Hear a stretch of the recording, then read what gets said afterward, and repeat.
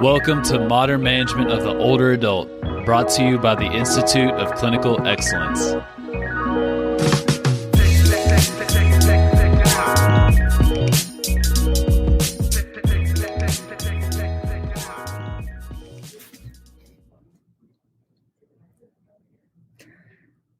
Hello, everyone. My name is Kay Mayordomo. I'm an outpatient physical therapist, a TA for the Modern Management of the Older Adult, brought to you by the Institute of Clinical Excellence. Before we dive right into the topic of considerations for starting a wellness class in a clinic, we have a couple of courses coming up. So next weekend, August 5th to 6th, we will be having MMOA Live in Frederick, Maryland, August 12th to 13th. All of us, every single one of your MMOA team is going to be in Lexington, Kentucky, so that should be an awesome time. And August 19th to 20th, we'll have a course in Minnetonka, Minnesota. So today we will be talking about considerations for starting a wellness class, especially in an outpatient clinic. So when a few coworkers and I decided that we wanted to provide something for the community for them to feel empowered, get stronger. There is definitely a lot that goes into this, and I thought I would share some of those things that I learned from leading 2 wellness classes so far. So we decided on something called Bone Health Bootcamp to provide a class where people learn about weight-bearing exercises, impact, and also a bit of balance training to help prevent falls or fractures leading to falls. So we are going to go over 4 considerations today before you start that wellness class. Consideration number 1 is, who is your target audience, or who do you want to target? So you can start to formulate this by what it feels like your community is lacking or what your patients have told you that they wish they had. Some of the time they'll tell you, well, I really want to get started on an exercise program, but I just don't know where to start and I'm not sure who can provide this for me. You can also look at this through the lens of what is a gap I can fill for patients who are discharging from physical therapy. Do they need more strengthening, like for the shoulder, for patients who want to get back to overhead sports, but just want that little extra bit every week? For us, we actually have a huge geriatric population, and a lot of people have osteoporosis and osteopenia. So we wanted to provide a class that really dove into weight-bearing exercises, functional stuff, balance, and impact, and very loosely based on the Lift More trial. So that is consideration number 1. Who is your target audience?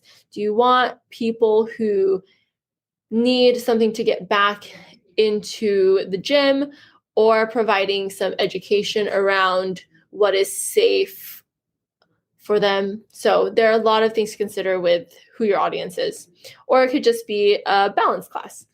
So consideration number 2 is consider the logistics of your clinic and available space. So it took us some time to talk to our management. If that's not you, then definitely talk to your management about when is the clinic the least busy, so that you can actually have a class and not necessarily take up too much space in the clinic. Luckily for us, we have a space that has a bunch of treatment tables, some free space in front of a mirror, and then a back gym area where there's barbell, cable machine, all of the kettlebells from like 13 pounds to 97 or so, and dumbbells from 3 pounds to 100 pounds. There's treadmill, we have a rower, a salt bike. So we pretty much have our clinic gym pretty loaded. So that's really nice.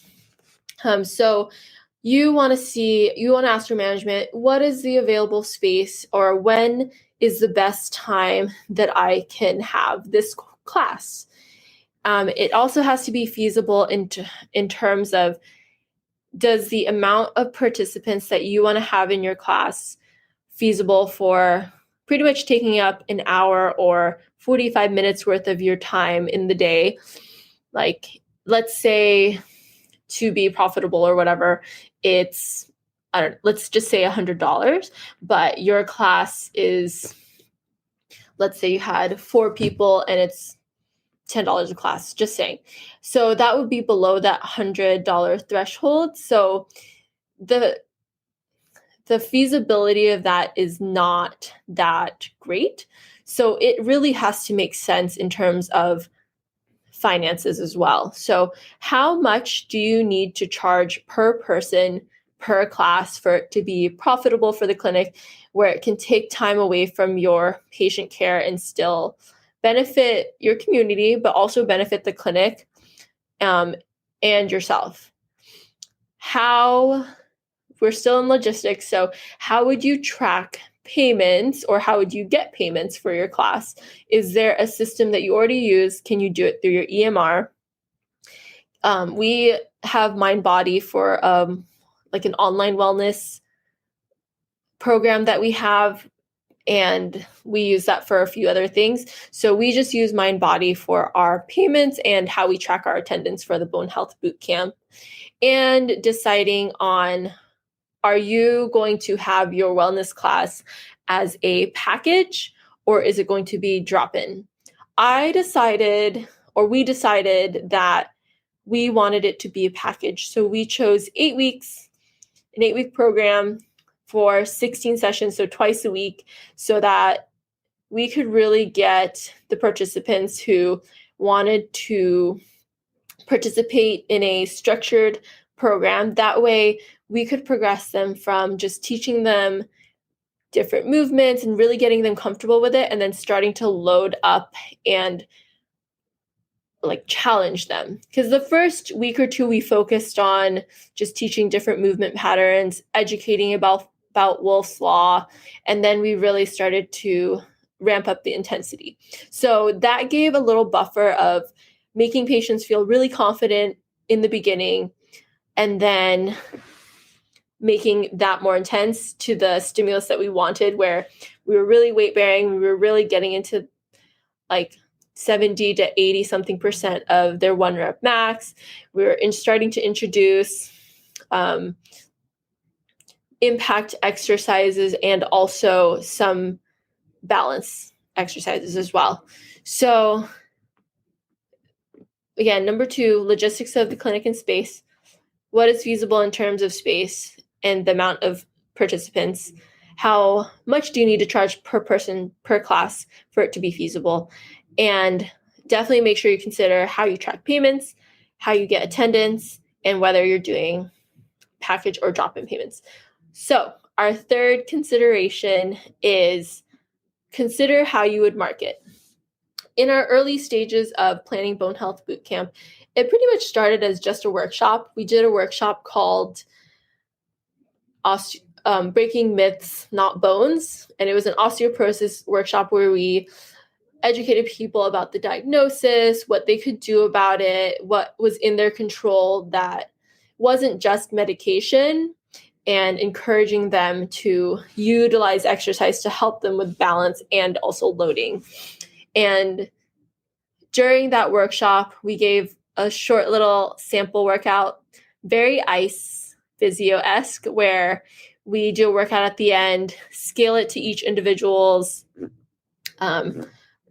like any limitations they have, or just where they're currently at.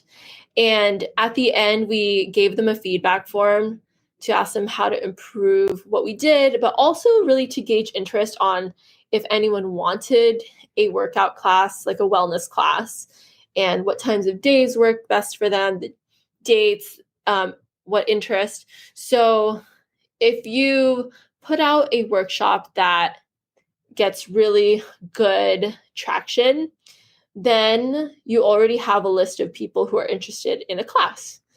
So you pretty much self-marketed a class, and if they're okay with it, you can always put them on an email list so that once you get the wellness class situated, then you can email those people.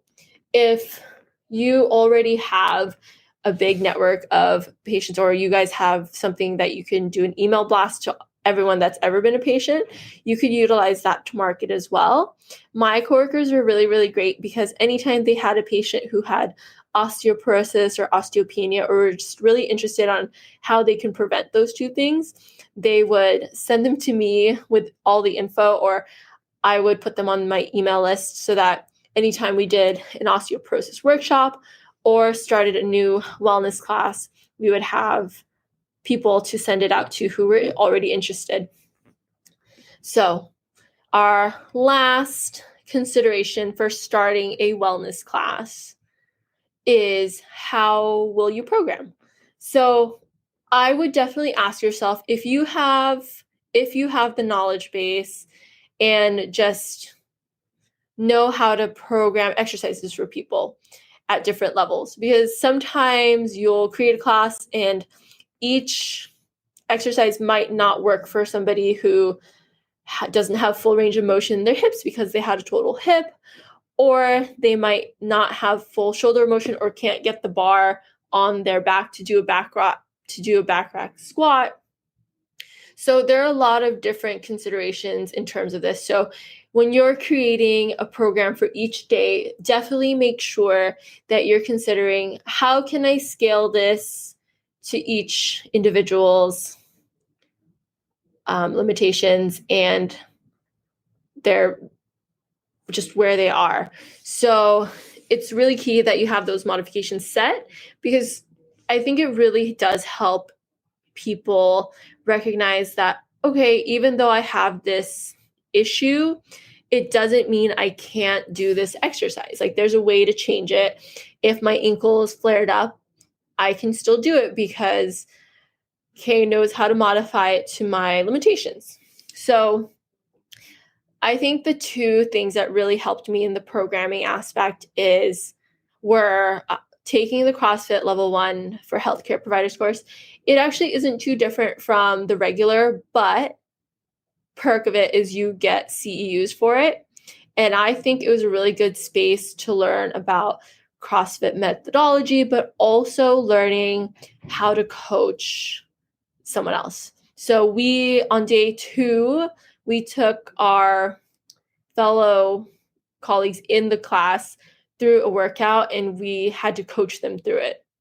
So that was really cool, because you get to see, okay, how much do I have to cue them to do the right thing?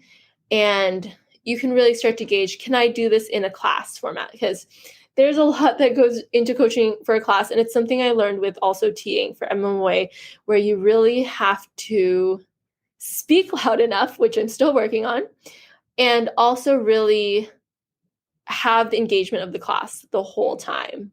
So CrossFit Level 1 for healthcare providers, very, very helpful. The other thing that really helped me with programming was taking MMA classes. So getting my cert MMA was really helpful, because you get to practice programming for different patients. And that helps you really think about, okay, if my patient is flared up, how do I scale this up or down depending on where they are? So I really think the cert MMA gives us a good basis and really good practice for how to program, especially for different goals. So I literally utilized all the things I learned from CrossFit Level 1 and also Cert MMA to put out Bone Health Bootcamp. So these are my 4 considerations for starting a wellness class. Number 1, again, was, who is your target audience? The more specific you are about it, the more likely people are going to be like, oh, this is exactly what I was looking for. This is what I wanted. Number 2, consider the logistics of your clinic and space and talk to your managers about what could work. 3, consider how you would market. And 4, consider programming and whether you need other resources to help you program for your class. If you guys have experience in this space where you started a wellness class and you have other tips for people, please put them in the comments, because I honestly have so much fun with these classes. It's really my favorite part of my Tuesday, Thursdays, where I get to take people through these exercises and they get to clap for each other and high five each other and really push themselves to limits they didn't think they could do. So if you have any other tips or if you have any questions for me, please put them in the comments and I'll do my best to respond. All right, have a good rest of your Monday, and thank you for listening. Really hope to see some of you guys in Lexington, Kentucky. Excited to see that part of the country. Have never been that far east besides Tennessee, so hope to see you there. Have a good one. Bye.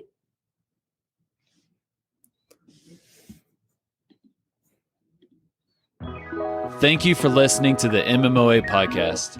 If you found this helpful, please share with someone that could benefit. And if you're looking for more practical content to help you better serve older adults, head over to www.mmoa.online, where you can learn more about our free resources, our community, continuing education courses, and our certification. Once again, that's www.mmoa.online. Thanks for listening.